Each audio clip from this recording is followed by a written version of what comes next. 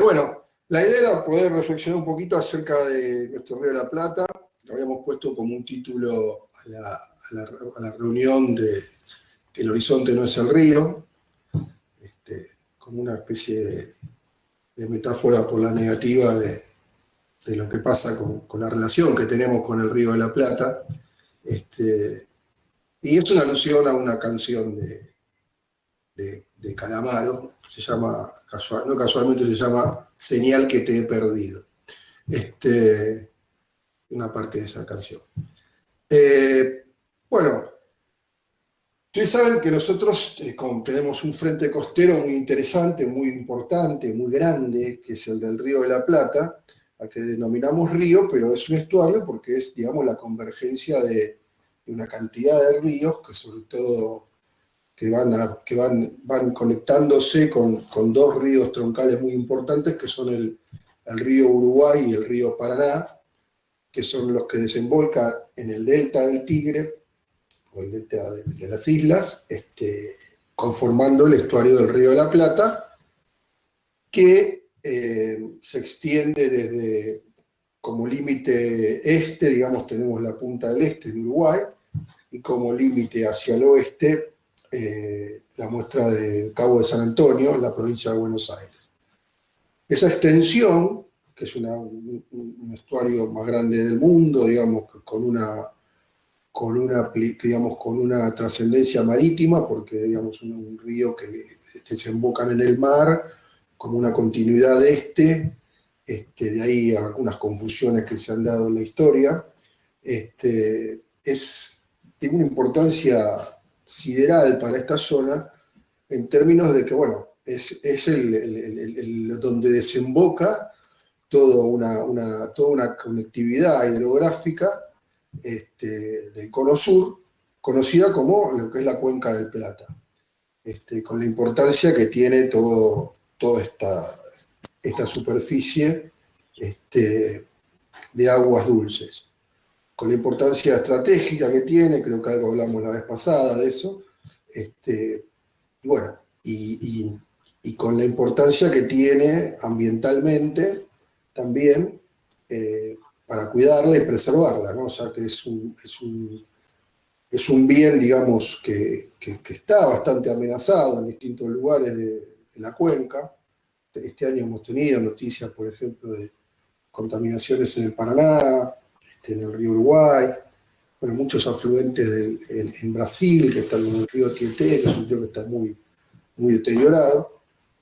Pero bueno, la realidad es que este Río de la Plata, que tiene una capacidad de transportar más o menos unas 25 millones de toneladas de arena anuales, por ejemplo, para que se den una idea de las magnitudes, que eso hace que a su desembocadura la sedimentación sea tan grande y que se haya conformado ese delta, que eso hace también que sus corrientes sedimenten mucho más para el lado de la ribera de la ciudad de Buenos Aires que para el lado uruguayo, con lo cual, digamos, a nosotros siempre, digamos, hay como un recorrido del flotante en el río que termina más que nada en nuestra ribera, ¿no?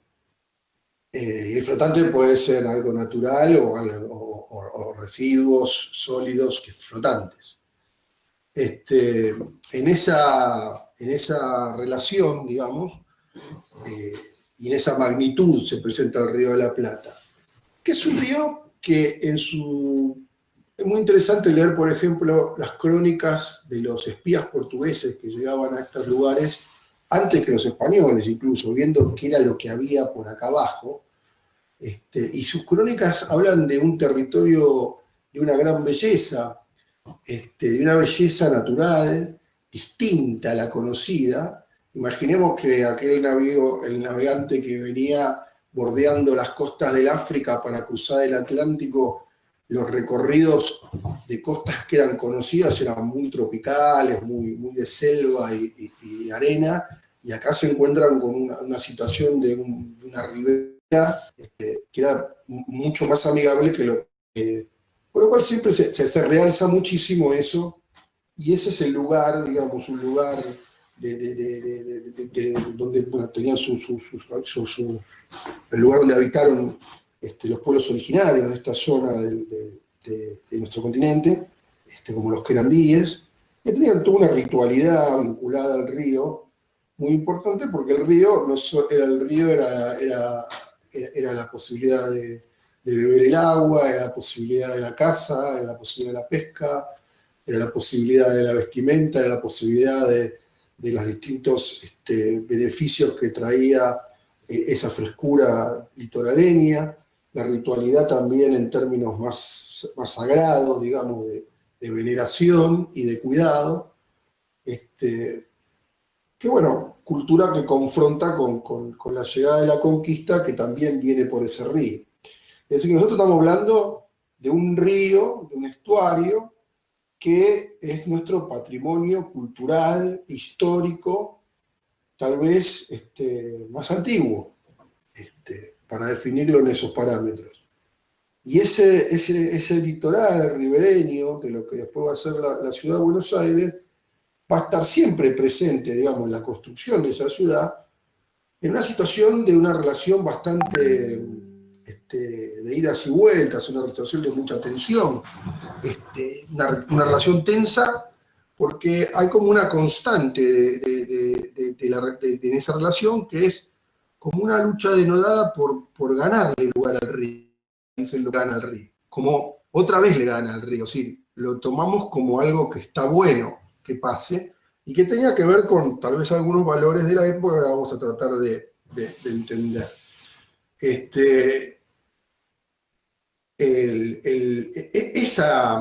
Digamos, esa relación, digamos, viene desde un inicio, digamos, a partir de la conquista. O sea, acá como que se cruzan dos planos muy grandes, un plano que es muy fuerte, que es el de la Pampa, un plano que podríamos simbolizar con un gran mar verde, y otro plano que es el del Río de la Plata, ese gran horizonte que tiene su confluencia en lo que después va a ser Buenos Aires, pero que son dos planos grandes que van a tener como dos mares que tienen que convivir en una tensión, uno sobre el otro o el otro sobre el otro, digamos. En un país de una gran extensión, la idea sería natural que el agua o el líquido horadara a la tierra, horadara a la arena, horadara a la piedra y avanzara sobre lo continental. Acá no fue así. Acá la idea fue al revés. O sea, esa pampa avanzó sobre ese río. Entonces, ahí es como que se empiezan a producir, digamos, ese movimiento es el que habría que ir prestando atención de por qué pasó.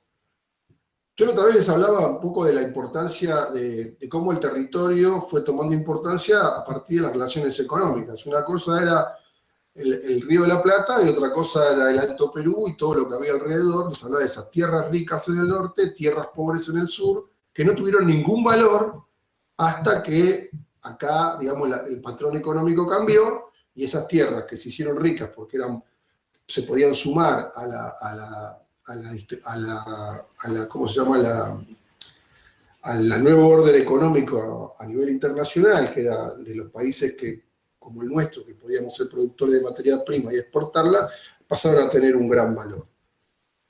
Entonces, ese momento, digamos, es el que va a dar otras improntas en este lugar. Fíjense que esa relación con el Río de la Plata, digamos, desde la colonia, lo tiene como el borde de la ciudad, el borde de la ciudad que todavía vemos cuando vemos las barrancas de la Zapolito Yrigoyen y así, hasta la barranca de Belgrano, podemos seguir viendo el borde original hasta donde llegaba una sudestada, una creciente del Río de la Plata. O sea, el Belgrano C, el ferrocarril, la estación de Belgrano C, yo durante muchos años de mi vida pensé que quería decir, a mí me habían enseñado que era Belgrano comercial y que Belgrano R era Belgrano Residencial.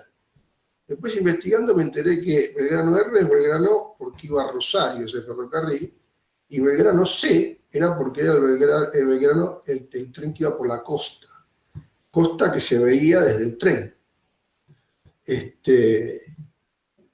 Y así, digamos, la ciudad fue teniendo esa situación de idas y vueltas que la fue relacionando con ese río.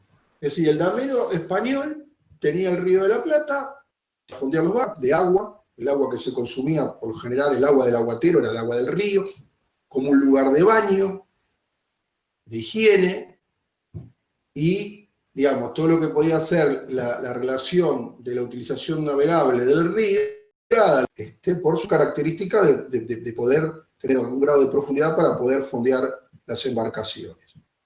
Esa ciudad, que empieza a crecer, convive con ese río y con un montón de otros ríos que desaparecieron, que no vimos nunca más. O sea, la ciudad de Buenos Aires tiene en su extensión una cantidad importante de arroyos, lagunas, que fueron siendo invisibilizadas. Si yo pudiera ir a hacer como un ejercicio de recorrer desde la ribera del lado del Riachuelo hacia la General Paz, digamos, y empezar por el Riachuelo, yo podría empezar enumerando el arroyo, el Sildañez, por ejemplo, el Teuco, que está entubado, el Erescano, que está entubado, el Pedriel, hay la zona de Barracas, que está entubado, y así podría ir llegando y dando la vuelta por la Boca y yendo para el lado de San Telmo, donde ustedes, si son curiosos, pueden ir, por ejemplo, un fin de semana ahí a la calle San Lorenzo y recorrer. Hay una serie de túneles que son viejos zanjones, porque los zanjones también eran naturales, eran pequeños arroyitos, pero ahí se encontraba una serie de arroyos que se conocían como los terceros, que eran arroyos que llegaban al Río de la Plata. Algunos surgían desde lugares bastante increíbles, ¿no? Como había uno que surgía, el que conocemos como Arroyo de los Terceros, surgía en la calle Entre Ríos, más o menos a la altura de Dependencia, iba atravesando la ciudad, pasando hasta por la zona de tribunales y bajando por lo que hoy, más o menos por lo que conocemos hoy como la calle Tres Sargentos, ahí en el Bajo. Después había otro más, que también se llamaba el Arroyo Manso o Tercero del Medio, que también tiene una recorrida desde más o menos de 24 de noviembre y en la zona de Valvanera sería, ¿no? Avanzando por la calle Corrientes, bajando por Pasteur, tomando Sánchez Bustamante, bajando por la calle La Prida, por Austria. Y si ustedes van con el auto y van por la calle Austria y Fidel Alcorta, van a ver todavía unos carteles de la ciudad de Buenos Aires que todavía están trabajando en el entubamiento de ese río, que era otro arroyo que atravesaba la ciudad, que surgía ahí más o menos a la altura de Libertad y Juncal, y va a ir desembocando después por lo que se conocen como la calle Ugarteche hacia el Río de la Plata. El Maldonado, por supuesto, ¿no? Que es uno de los más conocidos, que también está entubado. O sea, el Maldonado, que nace en la zona también de La Matanza y atraviesa toda la ciudad por lo que hoy conocemos como la avenida Juan B. Justo. Los arroyos de la zona de Belgrano, el arroyo Vega, que digamos, nace allá por el barrio de Agronomía, y viene bajando después por la calle Mendoza, y sale digamos, al Río de la Plata también. El arroyo Guay, otro arroyo importante, también está en Belgrano. El arroyo Medrano, que es el arroyo que nace en 3 de febrero, ahí atrás más o menos donde está Tecnópolis, cruza la General Paz y viene bajando por después ustedes lo que conocen como el Parque Saavedra, la calle García del Río, la calle Comodoro Rivadavia, hasta llegar al Río de la Plata. Y después un arrocito limítrofe que tenemos ahí en la zona que divide un poco que divide la ciudad de la provincia, de Vicente López, y la zona norte de la ciudad de Buenos Aires, que es el Ragio. Entonces, como ven, o sea, la ciudad tenía una vida hídrica que la recorría, ¿no? que tenía una importante presencia y que fue cambiando. Que fue cambiando. Que fue cambiando porque, por distintas cuestiones, ¿no? O sea, como lugares para establecimiento de basurales, lugares digamos, que tenían alguna condición, problema. Pero el río proponía esa relación con los porteños que también a veces medio mágica, ¿no? Todavía leí un artículo interesantísimo que hablaba de la situación con el agua en términos de la higiene personal de los porteños, ¿no? Entonces decía que, bueno, las casas más adineradas tenían sus cuartos de baño, que se usaba estaba el día de baño y todo el mundo llegaba el agua, se ponía el agua en una bañadera y se bañaban de mayor a menor, la misma agua. Pero la mayoría de la gente, por ejemplo, en verano, con toda esta crónica, utilizaba el Río de la Plata.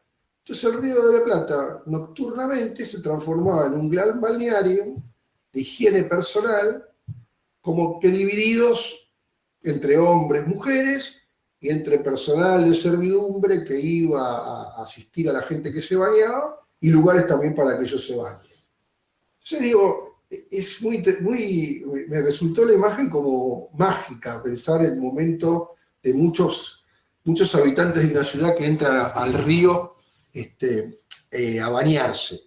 Y me pareció algo realmente extraordinario.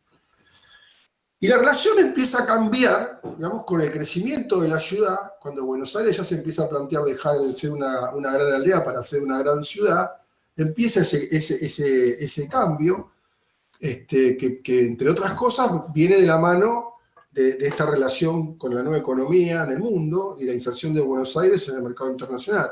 Entonces, Argentina, que era un país exportador de materias primas, requería una infraestructura para realizar esas importaciones, donde triunfa primero la idea de realizar el proyecto del ingeniero Madero, que es el que conocemos hoy como Puerto Madero, con las piletas, los diques y las piletas que generaban profundidad. Porque el problema que tenía nuestro río en la navegación, precisamente era la poca profundidad, o sea, el poco calado para que entraran naves importantes hacia la cercanía de la costa. Es decir, un barco que llegaba a Buenos Aires, por lo general, tenía que fondear lejos de la costa o esperar que hubiera una marea alta, fondear, bajar a otra embarcación más pequeña, y esa embarcación más pequeña después te arrimaba a un carretón que tenía unas grandes ruedas, y ese carretón te sacaba del río. Era toda una maniobra que había que hacer.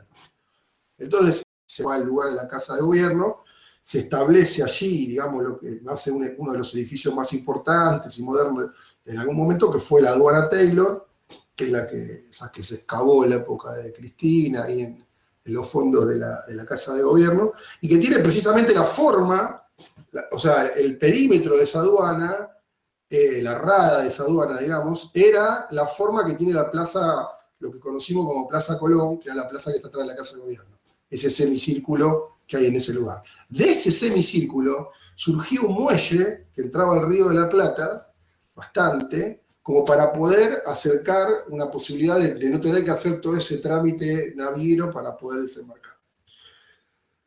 Entonces, bueno, para superar esa etapa, digamos, se construye lo que es el Puerto Madero, con la idea de que obviamente las embarcaciones iban a entrar, tenían dos lugares de ingreso, o sea, son los dos que siguen estando, uno ahí en la avenida Córdoba y el otro el que entra por La Boca, ahí donde está la calle Brasil, en Dársena Sur, y esas piletas que iban a tener la suficiente profundidad para que los barcos pudieran tener esa llegada.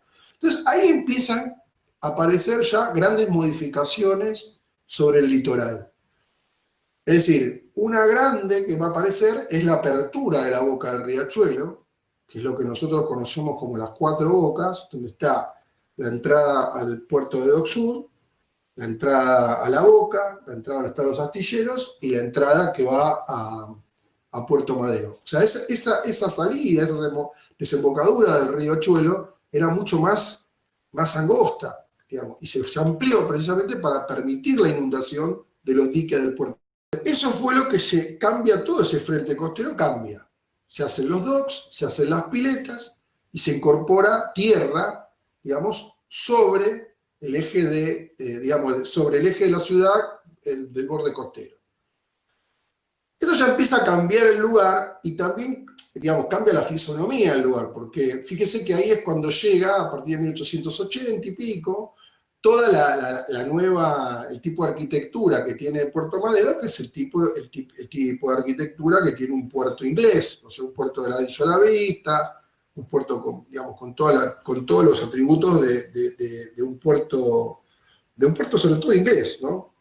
Ese puerto fracasa porque no cumple con las funciones que tiene que cumplir, a pesar de que, bueno, siempre se lo sigue usando, hasta que después se hace el Puerto Madero, que es con el que la ciudad de Buenos Aires se maneja, que es el que está hacia el norte, o sea, a la altura del Retiro, y que fue el proyecto que finalmente dio en la tecla con este tema. Allí no se hace un puerto con piletas ni nada de eso, sino que son como espineles, llaman distintas dársenas que entran al río y que permiten que haya más profundidad y más posibilidad de que los barcos puedan llegar. Bueno, entonces la ciudad se empieza a allanar ese problema, y empieza a reproducir ciertos usos de la ribera que complican la relación, o que empiezan a generar algún alejamiento, digamos, entre la ciudad y el río. Porque también el puerto, digamos, también va a traer, digamos, después el ferrocarril se va a poner también muy pegado al río, y va a empezar toda esta cuestión, digamos, de la ciudad que empieza a europeizarse, la ciudad de la generación del 80, que empieza a tener los grandes edificios, la ciudad que empieza a tener un puerto, la ciudad que desde el barco ya se ve un esbozo de ciudad, un esbozo de cúpulas, de iglesias, de edificios importantes, digamos. Esa imagen que no es menor, digamos, para la época, digamos, de qué hacer una ciudad o no serlo. O sea, uno llegaba en un barco, igual la ciudad tenías que ver, digamos, y acá no se veía nada de lejos. Entonces, bueno, esto también tiene que ver con la construcción que empieza, sobre todo en la zona del Bajo. Y ahí empiezan a aparecer, digamos, otros proyectos que se empiezan a sumar, digamos, para embellecer un poco la zona.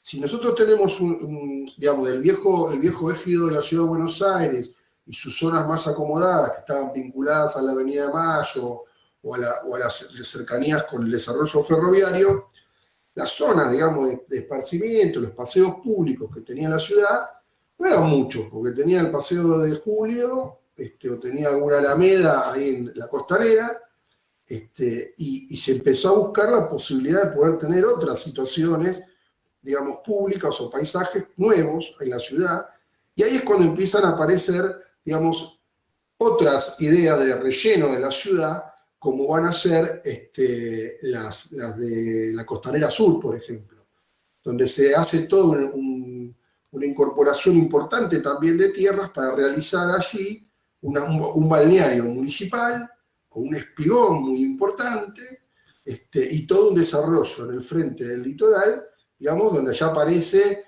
esa conocida fachada que nosotros tenemos hasta el día de hoy de la costanera sur de la ciudad de Buenos Aires, que más o menos podemos ubicarla, que se llevó adelante hacia el año 1916, y que instaló en el lugar toda una idea novedosa de diseño, que instaló uno de los grandes diseñadores de nuestro espacio público, que fue Benito Carrasco, aunque bien me enseñó mi amigo Fabio Márquez que la realizó fue Eugenio Carrasco, su hermano. Aparece toda esta idea novedosa de ya usar el balneario como lugar público, pero novedoso, porque una cosa era meterte en el río, a lo pampa, y otra cosa era la ritualidad del baño, la vestimenta, el paseo público por la ribera, una ribera bastante hecha afrancesada, digamos, ¿no? Una ribera que tiene edificios importantísimos. Fíjense, todavía existen algunos de lo que se denominaban kioscos, que son lugares muy bellos, edificios muy bellos, o todavía existe, y hoy creo que es, no sé si seguirá siendo un museo o qué es, pero está la vieja cervecería, la vieja Múnich, hecha por el arquitecto Kalnay, que es una belleza. Y bueno, y ahí aparece un fenómeno nuevo, como les decía, la idea esta de la relación balnearia de la ciudad. O sea, Buenos Aires fue una ciudad balnearia. Que obviamente la apropiación de ese lugar público no era para todos al principio, porque no hacía falta que te pidan un carné para entrar, porque el lugar ya tenía un boato y un decoro, digamos, tan importante, y el que iba vestido ahí iba vestido de tanta manera que ya eso implicaba una barrera para llegar a ese lugar. Y, y bueno, ahí ustedes, si hoy día la recorren, todavía encuentran, digamos, están estas marcas que yo les cuento, pero también van a encontrarse la estatua de Viale, que está con el salvavidas, donde está la glorieta, entrando a socorrer a los náufragos del buque Princesa Mafalda, que naufragó en las costas en el río de la Plata. Digo, van a encontrar el Yacht Club al final de la parte norte, de la costanera. Digo, ahí van a encontrar un lugar, un club de pesca, digamos. Entonces, esa idea después es la que se va a mudar. Ese es el primer esbozo, digamos, de balneario casi argentino, que es el que se muda a Mar del Plata. Si ustedes ven en la primer Bristol, que después se saca de Mar del Plata, es muy parecida el estilo de construcción, es muy parecido a lo que pasó en la costanera, con más grandilocuencia, ¿no? Entonces ahí ya pasa la costanera sur a ser un lugar más popular incluso, y también del cual se apropian los porteños y las porteñas. Y es un lugar bastante interesante, porque es un lugar no solo de divertimento, de esparcimiento, de estar en relación con el río, todo el espinel ese, toda esa lengua que entraba al río donde estaba la estatua del Plus Ultra abajo, eran todos vestuarios, o sea, había una facilidad para que uno pudiera ir. También por las tardes, en ese lugar, se concentraban muchos artistas que actuaban, que cantaban, que contaban chistes, o sea, un lugar que le llamaban La Rascada, de ahí viene ir a rascar, digamos, porque eran tipos, artistas pobres, que iban y hacían sus números, sus cuestiones, caso, por ejemplo, ahí Marrone, Tita Merelo, un montón de gente que después fue muy conocida, pero que empezó sus oficios en esos lugares, así que también tenías esas oportunidades, aparte de ir a comer y todo eso. Toda esa zona entre Paseo Colón y la costanera sur, es una zona nueva, que la ciudad le gana al río, para ir ya definiendo algunas de las cuestiones que vamos a ir trabajando. Más tarde después vendrán otros procesos, digamos, sobre la costanera y la costanera norte, pero en el interín también pasaron cosas. Y en esta relación del Río de la Plata y su cuenca hídrica dentro de la ciudad de Buenos Aires, lo que pasó fue que se empezaron a entubar los arroyos y los ríos. Es una cosa que empezó a partir de 1900, 1907, por ahí, sobre todo de la mano de un ingeniero inglés que se llamaba John Bateman, que es un poco el responsable de haber hecho un poco la primera ingeniería sobre todo lo que era la instalación de agua corriente en la ciudad de Buenos Aires. Bateman es el que va a transformar todo después de la fiebre amarilla y de la epidemia del cólera, en la cual, digamos, ante esas dos grandes epidemias, lo que se planteó claramente era que Buenos Aires no podía volver a tener una epidemia de esa envergadura, porque era un país que estaba en un proceso de desarrollo muy acelerado, había recibido muchísima población extranjera, y esa población nueva, que era la mano de obra que necesitaban para poder sacar toda esa producción que se tenía que exportar, tenía que estar sana. Entonces ahí empieza un movimiento social y jurídico que se lo conoce como el higienismo, que acá lo encargaron médicos como Ramos Mejía, por ejemplo, Y el higienismo tenía toda una concepción, no solo de procurar la higiene, sino que cambia todas las normativas de la ciudad de Buenos Aires en términos de ventilación, de las aberturas, cuánto tenía que tener una ventana, las mediciones de los cuartos, o sea, todo lo que era la ventilación, todo el tema que alejara el fantasma de la tuberculosis, por ejemplo, la higiene de los lugares, la encomendación a la mujer de que ocupe el lugar casi policial en el hogar, de que sea la que ordene la familia, la que administre la guita, la que administre la higiene, digamos, como una encomienda casi personal, o sea, la mujer como una doc del médico, que era el que impartía una orden, de ahí la enfermera, de ahí la asistente social, digamos, de ahí todo un mundo que se crea para sostener una sociedad que debe ser disciplinada y que debe ser y que debe estar sana. Entonces, bueno, digo, toda ese nuevo correlato social que se produce depara en un montón de instituciones que vienen, de alguna manera, a ordenar esa sociedad. Más las nuevas viviendas sociales, que los barrios conocidos como barrio Caferata, las leyes de los socialistas, digamos, los socialistas, por lo general muy vinculados a los médicos, ¿no? Juan B. Justo, médico, Alicia Muro Justo, una médica, tienen muchas de esas leyes, tienen que ver con este principio en distintas variantes, pero con esta idea de proteger a la sociedad. Y entre estas protecciones a la sociedad aparecen las arterias que tienen estos arroyos, estas lagunas, son lugares que son focos infecciosos o focos de contaminación. O sea, no quiere decir que no lo sean, lo que quiere decir es a dónde se situaba el foco de contaminación o la enfermedad. O sea, si está en el margen de la sociedad, era estar en el margen de la sociedad, era estar en la barranca de un río, sobre una laguna, o los sectores más populares vivían en todas zonas inundables. O sea, la ciudad blanca, digamos, estaba arriba, y la ciudad más humilde era la ciudad que estaba en la boca, en Barraca, toda la inundación del Riachuelo, la ciudad que estaba al sur, atrás de Pompeya, la de la inundación, y barrios como, que eran muy inundables, como eran el Bajo de Belgrano, como era la zona de Saavedra, o sea, muy inundables. O sea, estas inundaciones que nosotros hace poco tiempo vimos aparecer en la ciudad, no son una novedad, estuvieron siempre. Entonces, sobre esa idea de que esos arroyos generaban problemas de enfermedad, de lo que fue, de otro tipo de cosas, y el Maldonado como un lugar, digamos, bueno, creo que otra vez hablamos de esto, los orilleros, los cuentos de Borges, toda esa situación. Pero el Maldonado, que se dice en los artículos femeninos, la Guevara, la Cuyo, la Cámpora, todo así, sino este sería al revés, porque Maldonado era una mujer. Era la Maldonado. Y que bueno, lleva el arroyo del Maldonado. Este arroyo tenía una desembocadura muy importante, que la desembocadura era precisamente lo que conocemos como el lago de Palermo del Rosedal.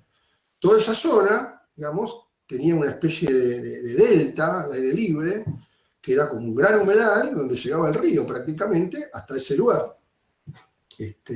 Con una imponente naturaleza, incluso ahí si todavía anda pispeando se encuentra con los ceibos, se encuentra con cosas que han quedado. La incorporación, digamos, de esa salubridad a la ciudad, digamos, después se fue desencadenando en los distintos arroyos. Y bueno, se fueron, como les contaba el otro día, estuvo en zona sur, y hacia el norte empieza a pasar lo mismo. Por ejemplo, el arroyo Vega, que va por ahí por Blanco Encalada, en Belgrano, ustedes van a ver fotos del arroyo cruzando por Belgrano con calles con puentecitos o elevadas como era La Boca. El entubamiento del Medrano deparó en lo que fue la idea del Parque Saavedra y la idea de todas las plazoletas esas que llegan hasta Cabildo. Después de Cabildo hacia el río está todo lo que es la calle Comodoro Rivadavia, que cuando yo era chico eran las canchas de fútbol, porque estaba buenísimo ese lugar, era todo de tierra, y llegaba hasta el Río de la Plata, ahí hay fotos, digamos, muy interesantes que uno ve pasar por adelante de la cancha de Defensor de Belgrano, o el club náutico, el club náutico que está ahí ay, no sé el nombre, atrás al lado de la Lugones, bueno, un club náutico, está claro, un club náutico buchardo que está ahí todavía. Entonces, esa es una memoria, digamos, del río en esa zona, donde todavía está ese arroyo ahí abajo. Y todas, digamos, esas cuestiones, hasta yo le decía, el arroyo Vega, por ejemplo, era un arroyo que llegaba hasta lo que era la cancha de River hoy, que era también una zona totalmente inundable, que fue rellenada. Entonces también empieza a aparecer, digamos, en esa nueva ciudad, con esa nueva idea de higiene, que ya se sacó de encima la basura, la mandó hacia los bordes, la empezó a ordenar, empieza a cambiar, desarrollos que tienen que ver con otros lugares, como vinculados a la ribera, que son los lugares vinculados a la parte norte de la costanera, ¿sí? A lo que quedaría arriba del Puerto Nuevo, yendo hacia el lado de Vicente López. Que son proyectos nuevos que se empiezan a hacer hacia fines de la década del 30, que tienen que ver con el desarrollo de un parque ribereño importante, que no se logró concluir, pero que sí le dio la fisonomía que prácticamente llega hasta nuestros días, y que estuvo a cargo del hijo de Teis para que lo llevó adelante. Esa zona, digamos, que se empieza a sumar a la ciudad, también empieza a hacer sus trabajos, digamos, como para recuperar tierra. O sea, el problema acá es recuperar tierra, que queda tierra inundable, poderla poner al servicio de la ciudad. Y ahí, por ejemplo, ahí empiezan a ocurrir una serie de fenómenos que cambian mucho la fisonomía del lugar. Por ejemplo, el Bajo de Belgrano.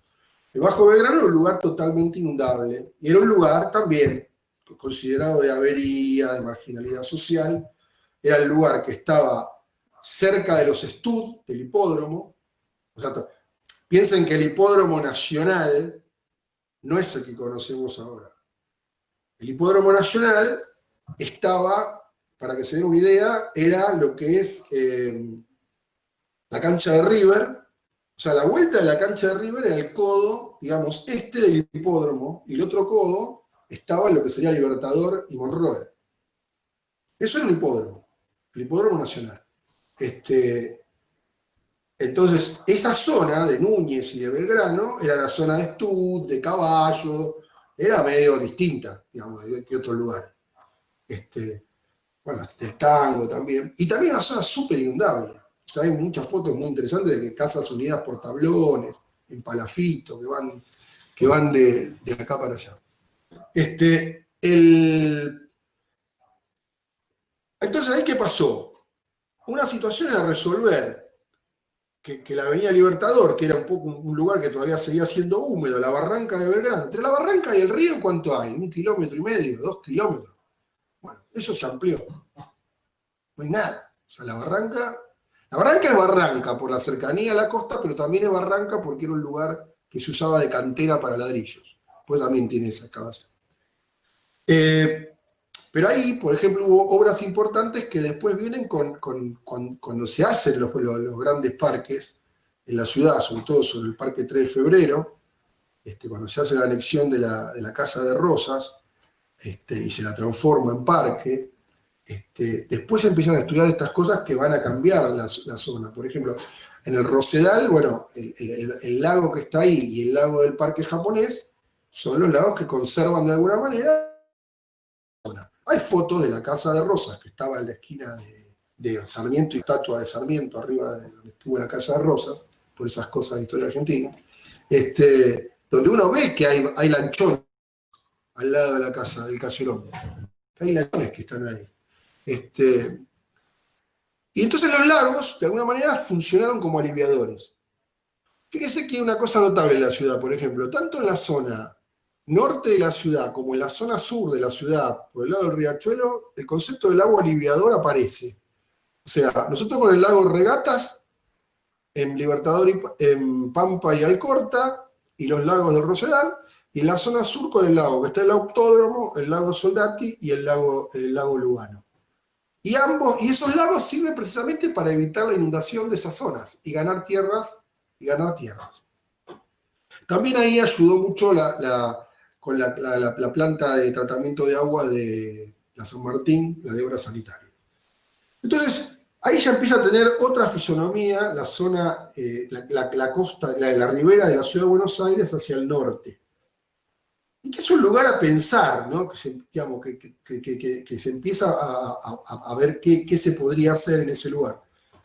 Hoy, el otro día recordábamos también algunas ideas que no prosperaron, como las de hacer un parque, un importante parque, digamos, que llegara casi hasta la zona del Tigre, que era toda como una idea de seguir la línea costanera hasta ese lugar. Y eso no prosperó.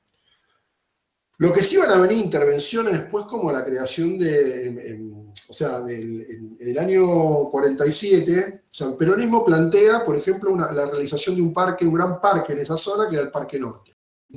Derecho a la ciudad, que era el Parque Pereira, la ciudad de los niños en La Plata, en los bosques de Ezeiza, la idea de, bueno, toda la zona de los humedales, Laguna Rocha, todo eso. Y hacia este lugar estaría como el Parque Norte de la ciudad, que se llegó a conformar, que fue lo que mucho después conoció. Claro que era un conjunto, que tendría que proveía de zona balnearia y zona de parque. Por eso se instala ahí en el año 47 el aeroparque 17 de octubre, que es el aeroparque que tenemos hoy. Pero se instala con la idea de aeroparque. O sea, un aeroparque es un lugar que entra en avioncito, después se lo hizo más protocolar para algunas cosas, y ahora está peleándose en un aeroparque internacional. Fíjense que los dos hay tres, como el de Palermo, digamos, el de acá del lado del Río de la Plata, y el Pistarini en Ezeiza, son hechos en la misma época. La diferencia era que, bueno, el de Ezeiza estuvo pensado para hacer en un lugar que no fuera cerca de la ciudad, precisamente para llevar un desarrollo hacia otro lugar e instalarlo allá. Y ahí se instala el aeroparque. Estos proyectos quedan truncos, pero ahí ya empieza, digamos, todavía la sociedad porteña puede utilizar ese río, puede tener una relación cercana, de convivencia. ¿Por qué? Porque tiene el balneario de Costanera Sur, porque la provincia de Buenos Aires puede utilizar el balneario de Puerto Piojo, que es ese que vieron que se meten los caballos a pescar en el río de la Plata. Pueden utilizar las riberas de Quilmes, donde está el club náutico y hay un balneario muy importante. Hacia el norte tenés toda la zona, hay un continuo de playa casi, pero impresionante todavía, que es el de Vicente López, Olivos, La Lucila, Casuso, San Fernando, todo ese lugar, digamos, y que son los lugares, digamos, en muchos casos son lugares veraniegos o lugares de deportes náuticos, los lugares que utiliza la sociedad porteña y la mayoría de sus trabajadores para concurrir a esos lugares. Yo no sé si se acuerdan, pero bueno, hoy lo que decimos hoy Parque Norte o Piletas de Núñez es lo que hoy decimos que es el predio que tiene el sindicato de comercio, ahí al lado de la ciudad universitaria. Ese predio era público, municipal. Esa situación, digamos, que mantuvo el río, esa situación se mantuvo más o menos hasta la década del 70, digamos, que se podía usar el río. Esas imágenes que vimos al principio, que son del 69, 70, por ahí, la gente utiliza la playa. Si hay alguien que se queja de que está un poco sucio, que hay piedrita,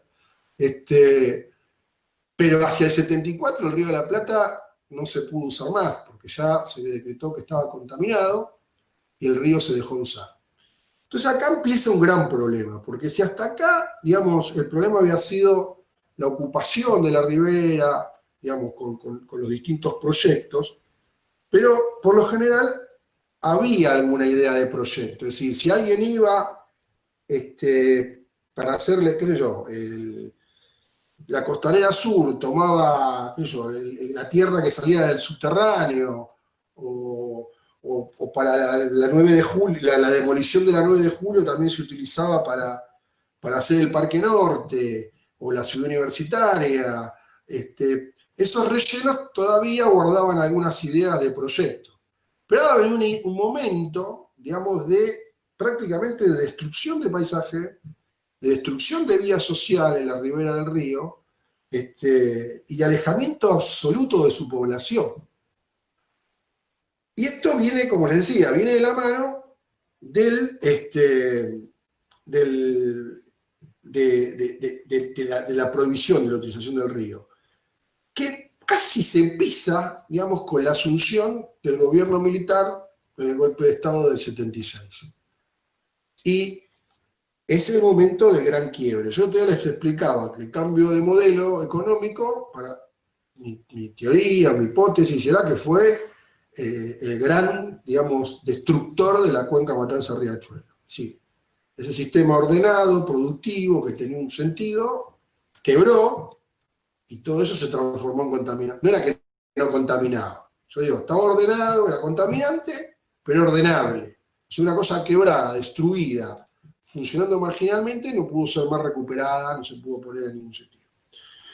Y en este sentido, digamos, acá pasa algo muy extraño también, porque la dictadura militar, digamos, sobre la ribera, sobre el Río de la Plata, digamos, tiene una visión de practicar una geopolítica agresiva, de militarizar la ribera. Piensen que la ESMA en esa época amplía su estructura y compra todos los terrenos que están después de la Lugones hasta el Río de la Plata. La Policía Federal se queda con las tierras que están al lado, que es un predio muy importante. El Club de la Marina también avanza sobre Vicente López.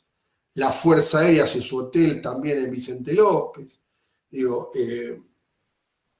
y sumado a esto, a la contaminación del río y a la retracción que casualmente sufren los trabajadores, que son los que veranean en el río y lo utilizan, digamos,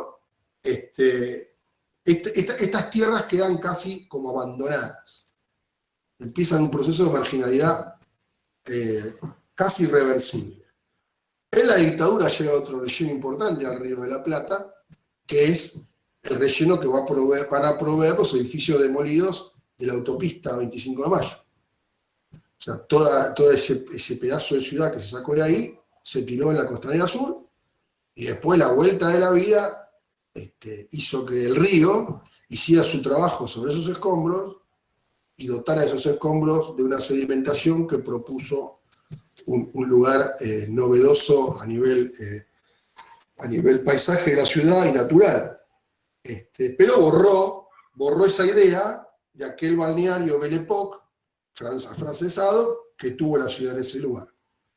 Y durante muchos años, digamos, lo que fue la zona de Puerto Madero fue una zona absolutamente marginal, toda esa costanera sur fue absolutamente marginal, las playas de la costanera norte se perdieron todas, o sea, esa playita que ustedes ven ahí, que se llama Saint-Tropez, pretenciosamente, es la playita, el lugar es el que está en donde empieza, digamos, la pista del aeroparque, ahí en Pampa. El Parque Norte fue privatizado, no tiene un gremio municipal, era un parque público donde la gente lo utilizaba, municipal, fue privatizado. Y empieza una carrera también de consolidación de los avances sobre el río. Ustedes piensen que la ciudad de Buenos Aires tiene 22.000 hectáreas.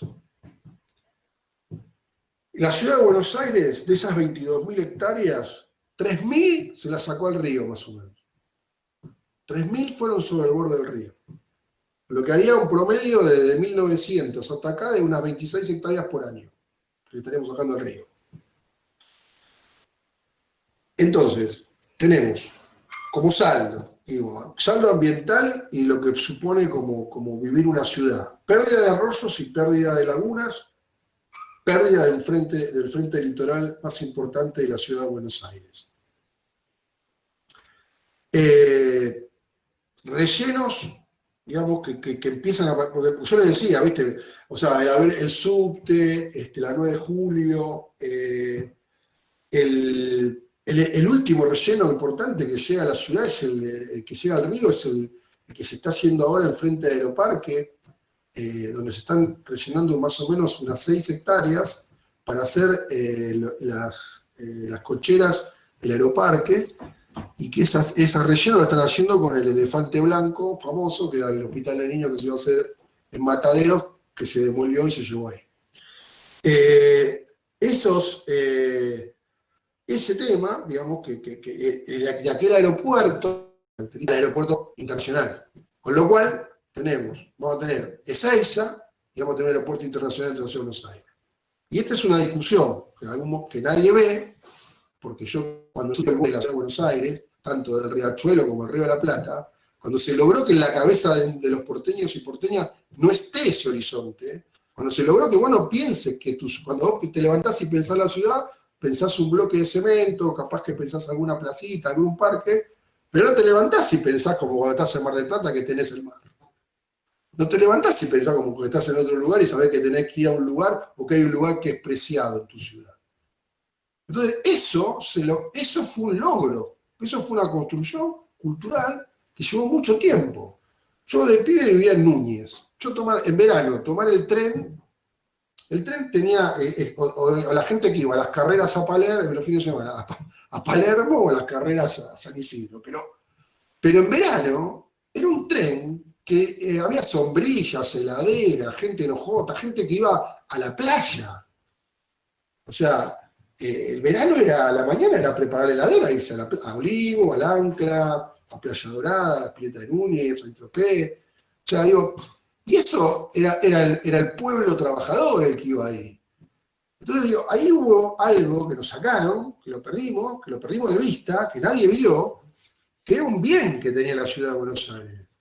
Era un bien y que le prestaba un gran servicio ambiental a la ciudad.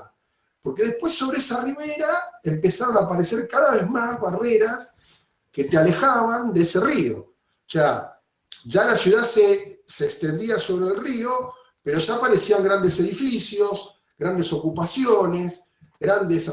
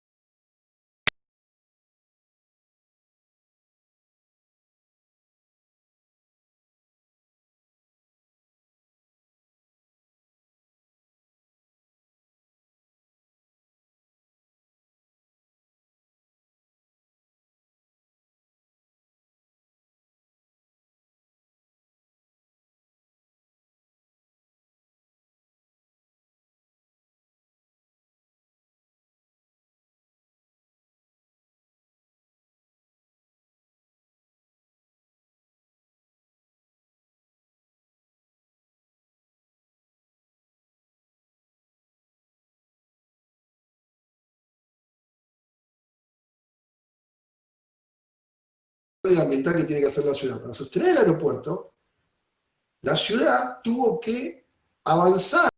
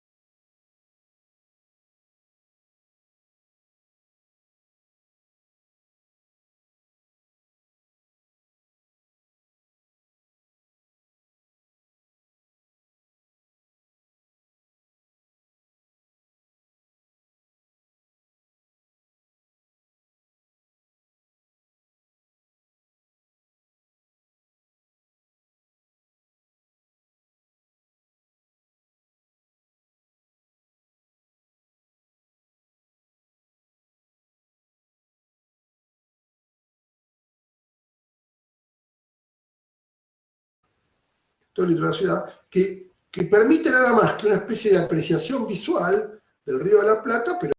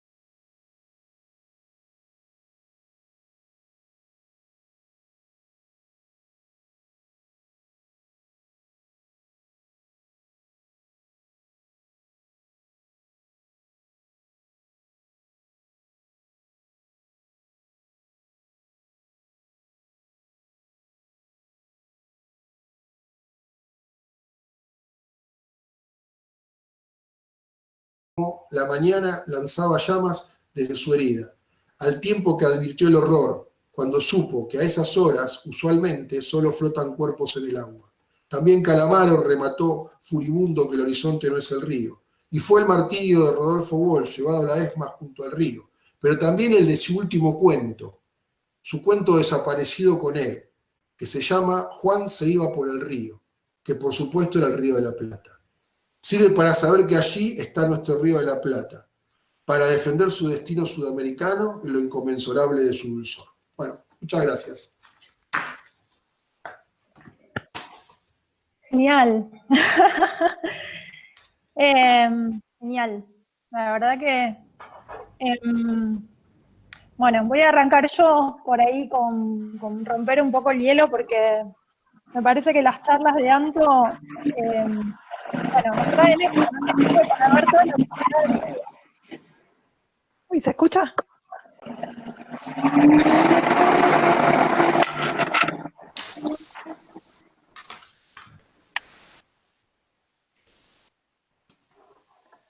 A ver, ahí se escucha bien. Sí. Gracias, Anto. Yo por lo menos cada vez que terminé una charla tuya, y de verdad lo digo, uno se queda con todo eso que el río trae y que vos traes del río. Me parece que sos un medio importante ahí, ¿eh? Por lo menos para mí, la verdad que lo sos y para pensar, bueno, justamente, ¿no? En clave de todas estas preguntas, cómo seguir, qué hacer. En todo caso, esto que vos decías, ¿para qué nos sirve a nosotros el río? ¿Cómo podríamos nosotros también servirle ese río como sociedad, ¿no? En este contexto de reconstrucción, con esto que vos estabas planteando de estas nuevas miradas, incluso desde el derecho, de la naturaleza no solo como objeto, sino también como un sujeto no humano de derechos. Entonces, cómo reconstruir ese vínculo, y en todos estos debates que se están dando también en el marco de repensar nuestra relación dentro de la naturaleza, no separados de la naturaleza, obviamente en el marco de la profunda crisis que nos termina mostrando la pandemia. Hay toda una discusión, ¿no? De cómo volver a naturalizar las ciudades, cómo reconstruir esa naturalización de las ciudades, y todo esto que vos planteaste. Usaste un término que yo no sé si lo hiciste a propósito, pero que a mí me pareció alucinante, que es la vida hídrica de la ciudad de Buenos Aires. Me parece que es muy productivo, no sé si todos lo escucharon. A mí me quedó realmente dando vueltas porque, bueno, evidentemente nos hemos dedicado a soterrarla, a entubarla, a aplastarla, nos hemos corrido, o nos han corrido de la parte jugosa de esa vida hídrica, y a mí me parece que esto es algo que, bueno, este tipo de charlas justamente nos permiten, ¿no?, reincorporar esa mirada, porque yo también pensaba, cuando vos hablabas de todo lo que este río nos da, ¿cómo hubiera sido para nosotros vivir en una ciudad sin río? No, viviríamos en la misma ciudad, tendríamos la misma identidad. Me parece que todas estas preguntas que vos estás planteando nos motivan de verdad a, bueno, a pensar como sociedad, ¿no? Cómo intervenimos. Muchos de los que estamos acá somos activistas en distintas líneas, o por lo menos somos replicadores. Entonces eso me pareció que era bien motivador. A ver, yo voy a abrir ahora el chat. En un momento Pablo habló en un momento voy a retomar un poquito desde atrás, ¿no? Pablo habló de algunas redes que están mostrando esta cuestión de ciudades que están desintubando, ¿no? Desalambrando, a desalambrar, a desintubar, decíamos el otro día el chiste. Digamos, que están desintubando sus arroyos y que los están reincorporando a su vida urbana y a su vida social. Ahí alguien, Jay dice, cuando hablamos de saneamiento hay que ver cómo estaba antes, cuando estaba vivo. bueno, ¿no? Estamos siempre como dando, me parece que esa idea de vuelta de la vida hídrica de la ciudad me parece súper productiva. Yo creo que Yo no sé si ahí... alguna... Dale, Termina, Anto. termina, termina. No, no, No, no, que a mí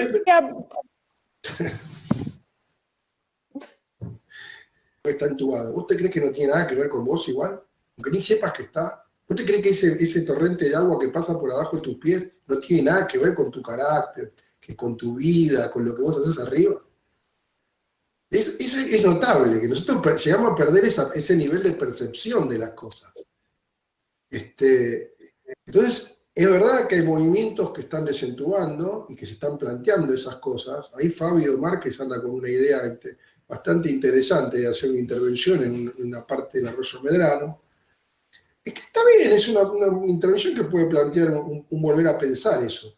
Es perfecto, se entiende, tiene una convicción, que es la encíclica del Papa, la Laudatio Si, que es un material revolucionario, porque, digamos, bajo un concepto simple como la idea de la casa común, vos estás pensando en cómo consumir, cómo vivir, cómo que la riqueza, la pobreza, la naturaleza, o sea, cómo nos vamos a ordenar en esta casa de lugares reales, de lugares ciertos, sin cliché. Y también me parece que lo que hay que pensar es cómo nosotros empezamos a construir un sentido que vaya para ese lado. Porque, a ver, yo creo que en otra época a mí me hubiera parecido imposible pensar que íbamos a perder el río. Y lo perdimos. Entonces, tiene que haber una manera de pensarlo, cómo revertir todo eso. Desde qué manera lo hacemos visible, cómo lo ponemos de nuevo en la centralidad, cómo ponemos esos temas en la agenda. O sea, podrá ser que ese tema ambiental tan importante de una ciudad. O sea, acá alguien, por ejemplo, hay un basural en un barrio y la gente se vuelve loca porque se le va a contaminar de ratas, se le va a llenar de bichos, pero vos perdés, lo pasamos, y el tema del río tendría que estar articulado con lo histórico, con lo económico, con la ciencia dura, digamos, con todo. Y después empezar a construir alguna tipología de leyes que nos permitan ir hacia ahí. Fíjense que el gobierno de la Ciudad de Buenos Aires, ahora dice, con la idea de la ciudad joven, armó un plan ahí arriba de la costanera norte para llevar todos los boliches, todo, meterlo ahí.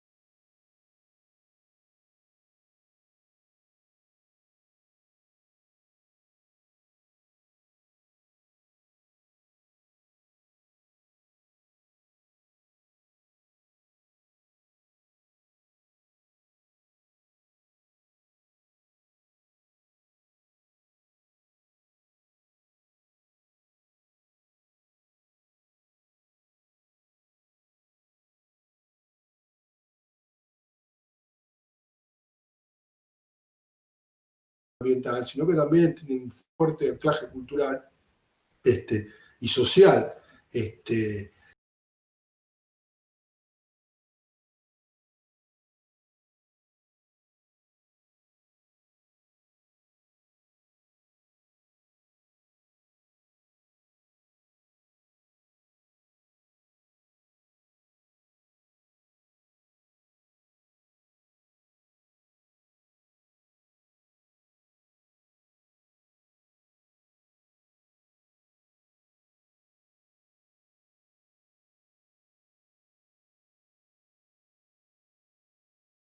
Digo, yo me imagino digamos, es una gran tentación vivir en un lugar tan bello y tener todas esas posibilidades al lado de tu casa.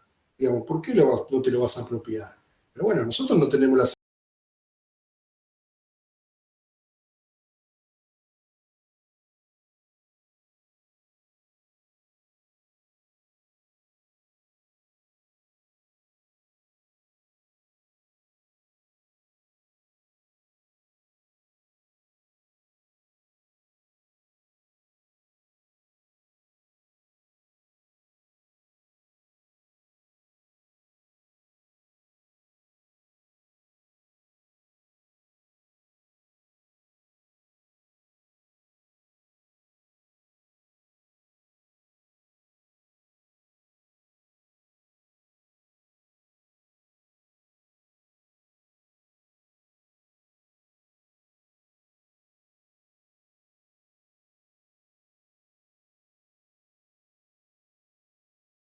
Me vienen a la cabeza en todo esto que me pareció maravilloso.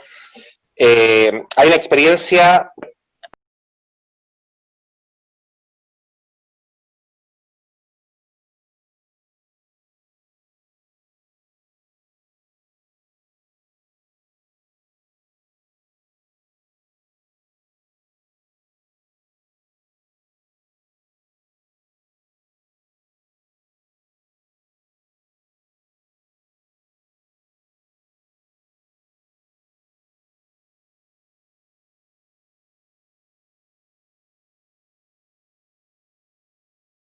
de los errores que se cometieron, quizás en ese desarrollo, y el tren que atraviesan, bueno, ni hablar de Aeroparque, el hipódromo inclusive, que está atravesado, digo, hay como muchas barreras. Si uno quiere hoy llegar hasta el río, tenés que atravesarlo.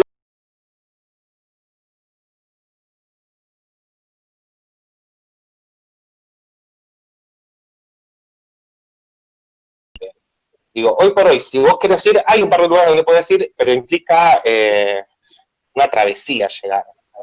Y nada, esto lo sumo mucho con lo de Rosario, pero porque viví todo el proceso de la apertura de la ciudad hacia el río, que cambió totalmente la vida de las personas que vivíamos ahí. Sí. Porque Rosario, no sé. Rosario no era una ciudad tan bella como es ahora. Para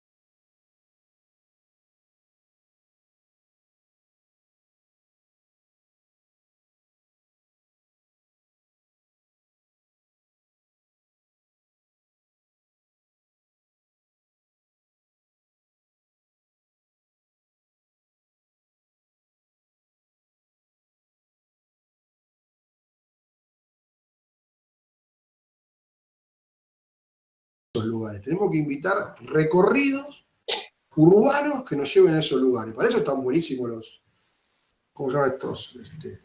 Los amigos que andan con las bicis, que hacen esas movidas con bicicleta, todo. Está buenísimo, porque son como una especie de patrulla ciudadana que anda mirando lugares, descubriendo lugares, llevando a otra gente. Y yo creo que hay que generar esos caminos, esas visiones de esos lugares. Convocatorias que tengan como convocatoria al río. Pero fíjense, o sea, hay varios lugares que todavía se podrían recuperar también. Nos quedamos esperando esa lista, Anto. Nos quedamos No, esperando sí, esa lista. Bueno, yo te decía Costa Salguero, tenés después toda la zona esa otra que hay un golfito, hay una serie atrás de Costa Salguero, después tenés, bueno, hay un parque que se hizo al lado del parque del Club de Pescadores que está bueno, después habría que recuperar una parte que se hizo una tremenda pista de skate ahí atrás, pero yo lo que me parece que en la ribera tiene que haber es nada. O sea, tiene que haber un parque. O sea, tiene que haber algo que, no que te pongan cosas, o sea, no que te invadan de edificios. No pongas nada, dejá que la gente venga. Yo veo a veces, voy a correr por ahí, cuando entras al Parque de la Memoria, y todo el borde ese está muy bien, porque están los pibes tomando mate, estudiando, qué sé yo, está todo el mundo recorriendo. La parte de la conexión de Ciudad Universitaria con el río. Después está el Club Cuba atrás, que hay un club que tiene, eso era un balneario municipal, si ustedes lo van a ver ahora, ese lugar tiene todas unas escalinatas, que eran escalinatas de un balneario. Eso era público eso. Entonces digo, habría que poner en discusión esas cosas públicas y ver cómo las podemos poner en valor.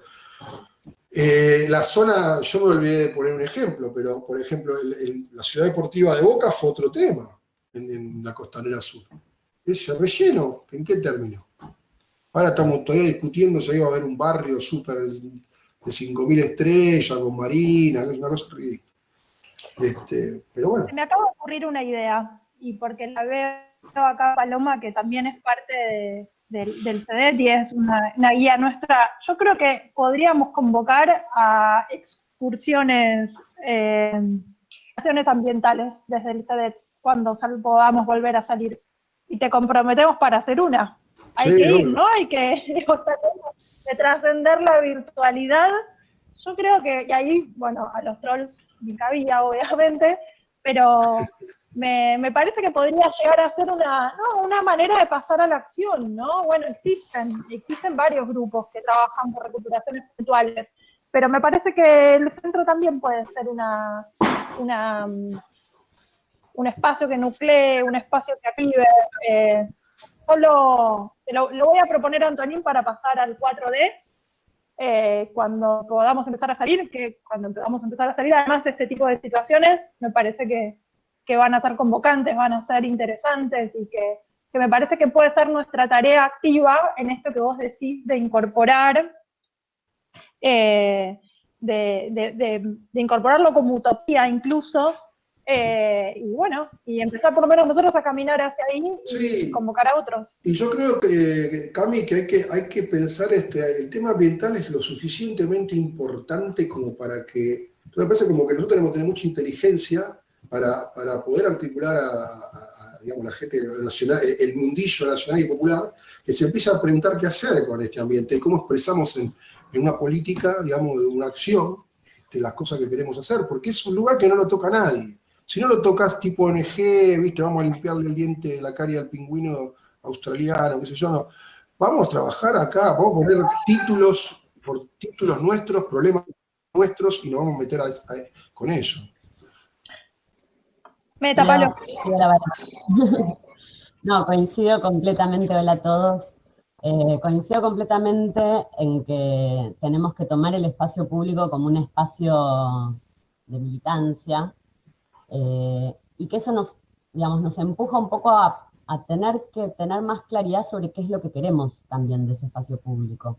Porque yo creo que hay un trasfondo en el PRO y en toda su mentalidad, tanto del rol del Estado como de lo que lo que les interesa de lo público, incluso, digamos, diferencias ideológicas profundas que se expresan en que ellos creen que el espacio público se reactiva y se usa a través del consumo, ¿no? Y es una discusión filosófica muy profunda, en lo que, tanto desde la mirada ambiental como en lo que pensamos, digamos. No es el consumo lo que reactiva el espacio público, sino que es el disfrute, es esa apropiación del espacio público. Yo no estoy en contra de que haya bares, me gusta mucho tomarme una cerveza mirando el río, pero hay algo en las formas. Entonces, puede haber algunos carritos. Me parece que la discusión no está en si hay concesiones, no hay concesiones, privatizaciones, sino que es más profunda, que está atrás de eso, obviamente, pero que terminamos discutiendo solamente eso y no, como que tenemos que subir la calidad de la exigencia, la calidad de la demanda.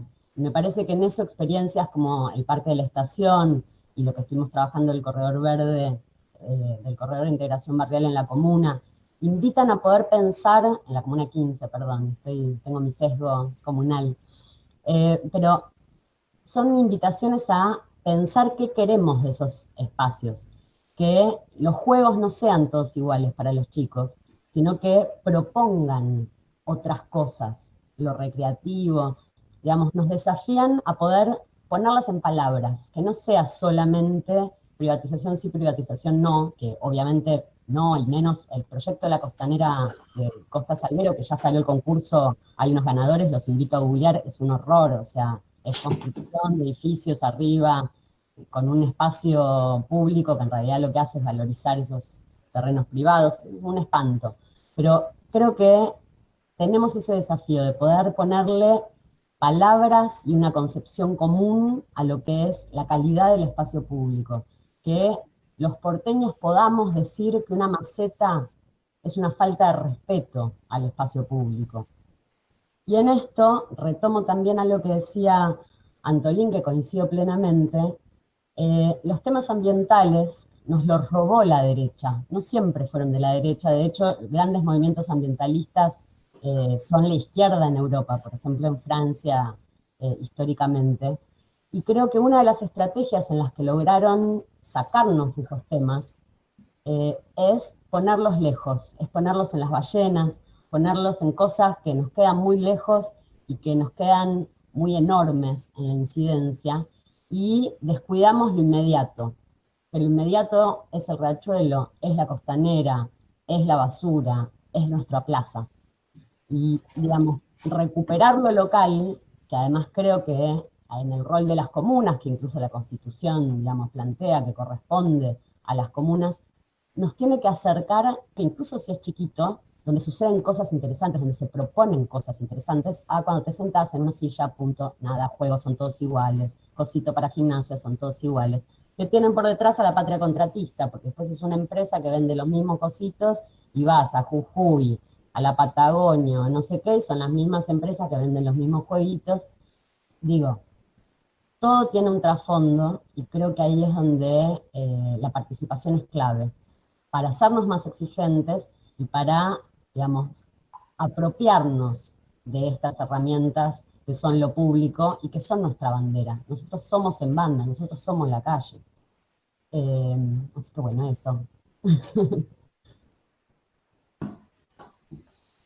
Y una cosa más, cierro, una cosita, Leo, perdón, pero Sí. dando pie, se va a empezar a discutir el plan urbano ambiental y creo que estos temas aparecen como una coyuntura para que lo repensemos, nos organizamos y realmente logremos que no sea tan vacío de contenido, que no sea tan verde dólar, le digo yo, ¿no? Como que no sean techos verdes, que podamos usar la coyuntura, más allá de lo que podamos incidir o no sobre las decisiones, ya sabemos que este distrito es difícil, pero me parece que es una gran oportunidad para que demos una batalla fuerte y que además nos demos el espacio, el tiempo, para repensar qué es un plan urbano ambiental para la ciudad. Eso. Bueno, Antonio, bueno, yo quería intervenir. Bueno, primero, obviamente, pasó de ser una charla, una exposición política social sobre el río, a obtener ribetes de cuentista y tablón de historiador. Así que la verdad todo ese combo lo hace realmente muy interesante y muy, muy llevadero, y se te pasa el tiempo. La verdad que Antolín pasó lo mismo con la del Riachuelo, lograste ese clima, ¿no? Donde se encuentran esas cosas, ¿no? La política, la historia, y por ahí hasta te sale también el cuentista adentro. Así que, nada, gracias por Eso eso. que me pusieron una competencia desleal hoy, que había que esforzarse para llamar la atención. Bueno, así que más allá de esa apreciación, que creo que es positiva, nada, pensaba lo que decía acá el amigo, el compañero, con el tema de la experiencia en Rosario, que estuve, la verdad que pasé hace un par de años y me dio esa impresión, ¿no? Esa compartir mucho que tiene con el río. Pensaba también en Montevideo, en la Rambla, y por qué no nosotros, ¿no? Y la verdad que cuando yo hablo también a veces de Rosario, últimamente lo estoy viendo bastante por el tema de las experiencias de participación ciudadana que hay allá, a diferencia de nosotros, y la verdad que es abismal, a pesar de que lo que es la normativa, que para nosotros tenemos una ley de comunas, la de excepción, Rosario está desconcentrada, que no es lo mismo, y así todo, las experiencias son muchísimo más productivas y ya se logran los objetivos. Entonces digo, ¿qué pasa acá en Buenos Aires? ¿No? Eso que no podemos lograr. Tal vez es el gobierno, sí, seguramente, porque sin la iniciativa gubernamental es difícil llevar cosas adelante, pero también el porteño está complicado para avanzar. Y yo me despojo de todo, digamos, de ceder, o me pongo desde el lugar, me abstraigo desde el lugar del porteño, ¿no? Que tenemos esa falencia tremenda de tratar de hacernos carne de nuestro entorno, de compartir y de salir de la cuestión muy individual, ¿viste? Eso, una reflexión, pregunto también si te surge algo. Sí, yo creo que hay algo que se me ocurre que habría que pensar, que lo podemos hacer, es también acercar, por ejemplo, hablar con alguien piola de Rosario que nos pueda contar esa situación, una gestión de eso, y analizarla, o con alguien de Montevideo y analizarlo. Eso se puede hacer, y se podría hacer muy interesante porque nos podría dar elementos también para el análisis. Y hasta para empezar a hermanar proyectos, porque me parece que también es un tema con los municipios, de que están al lado de la ciudad, que también hay que trabajar. Que yo, Avellaneda, por ejemplo, a partir de toda la situación de la ciudad, si le sacaban algo al ferrocarril, lo transformaban en un parque, hicieron una reserva, digamos, que da al Río de la Plata, eso no existía. Entonces me parece que si hay procesos que te pueden cambiar, me parece que hay procesos que te pueden cambiar. Nosotros teníamos que lograr ir por ese lado tal vez y pensarlo así, porque como lo decía Leo, que a mí me preocupa porque digo, o sea, gana un gobierno que no es como que piensa como yo y no le da bola o hace cualquier cosa, pero si ganáramos nosotros también sería difícil, ¿se entiende? Si ganáramos nosotros también sería difícil, porque no todo el mundo está con esta visión, o nos costaría también, capaz que sería más propenso pero bueno, ahí hay un desafío, digamos, de cómo hacer crecer estos temas. Por eso digo, me parece que es en la agenda ambiental de la ciudad, nosotros tenemos que poner los principales temas. O sea, no nos pueden diluir la temática ambiental haciendo una cosa que queda totalmente diluida, o como decía Paloma, si no te generan ámbitos de sensibilización e interés de temáticas tan imponentes y tan importantes que están tan alejadas a vos que el compromiso lo tenés nada más que poniendo si te gusta o no te gusta en una página de Facebook. Entonces, me parece que el movimiento verde, hídrico de la ciudad no está relacionado, está relacionado. O sea, el Parque Nacional de la estación tiene que estar relacionado con el río y tiene que estar relacionado con un corredor verde, porque a donde pisemos un lugar que sea de descanso, de contemplación, ese es el espacio ambiental que tenemos que recuperar. Entonces tiene que tener que ver, no puede no tener que ver. Hay que pensarlo como uno solo que, bueno, está disperso, digamos, o que aflora. Pero yo creo que me parece que tal vez sería bueno también pensar en ver posibilidades de escuchar, porque esto que decía el compañero Guillermo, el rosarino que nos trajimos por acá, es muy interesante, porque él lo que dice es, a mí me interesa que cuando alguien te dice, a mí esto me cambió la vida. El otro día estábamos haciendo unas mudanzas ahí en Alvarado, en un complejo habitacional por el tema del riachuelo, y había un vecino que era delegado, yo hacía mucho que no lo veía, y lo veo que viene. Le digo, te mudaste, te felicito, tenés un departamento. El tipo vivía, ponele que del riachuelo vivía a 30 metros, o sea, delante de él, entre él y el río, había otras casas. Me dice, no, me dice, yo acá no me vengo a vivir ni loco, me dice. Andá a ver lo que me quedó a mí. Claro, como había liberado todo el camino del río ahora, el tipo es frentista al río. Y va a tener un parque adelante, y va a tener árboles. Y él dice, esto cuando esté recuperado, me dice, es Miami, Antolín, me dice. Entonces, digo, pero yo dije, ¿qué? Me encantó porque dije, el tipo no quiso ir a vivir un complejo. El tipo se quiso quedar ahí, apostó a tener un frente al río. Entonces yo digo, ese es un cambio. Ese es un cambio. Es chiquito, pero es un cambio. Ya hay alguien que piensa así. Entonces, van a ser los únicos frentistas que van a vivir al lado de un río en la ciudad de Buenos Aires que no van a ser ricos. Bueno, entonces digo, bueno, ¿cómo nosotros generamos esa actitud? O sea, ¿qué hace que lo facilite? Por eso les ponía el ejemplo, digo, el tipo que se toma el colectivo en Puente La Noria para ir a pescar a la costanera, es un viaje. ¿Pero por qué lo hace?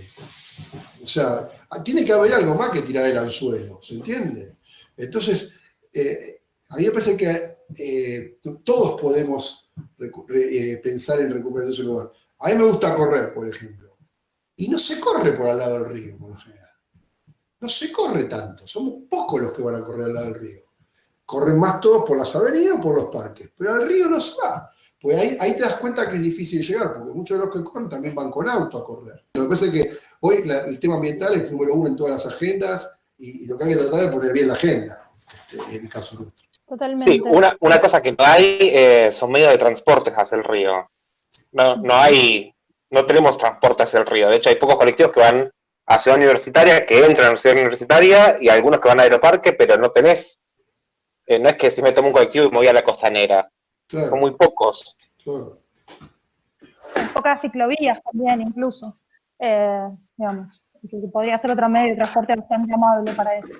Bueno, quedamos recontra comprometidos. Es un gran lugar para estudiar también. Yo me acuerdo que mi carrera con un hijo chiquito la hice llevándolo al parque de los niños, al que correteé ahí con el mundo y yo podía estudiar.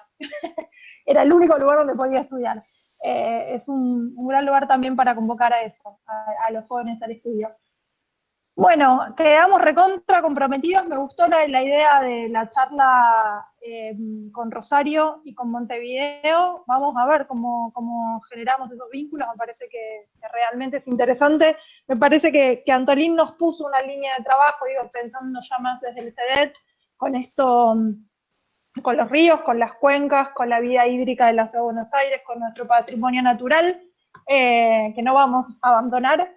Y de verdad propongo que después hagamos una salida de apropiación y de percepción de por lo menos alguno de estos lugares. Así que bueno, agradecerles a todos que hayan sobrevivido también a la convocatoria. ¿Vos, Pablo, querés decir algo? Y la próxima charla que tenemos del Plan Urbano Ambiental, el 6.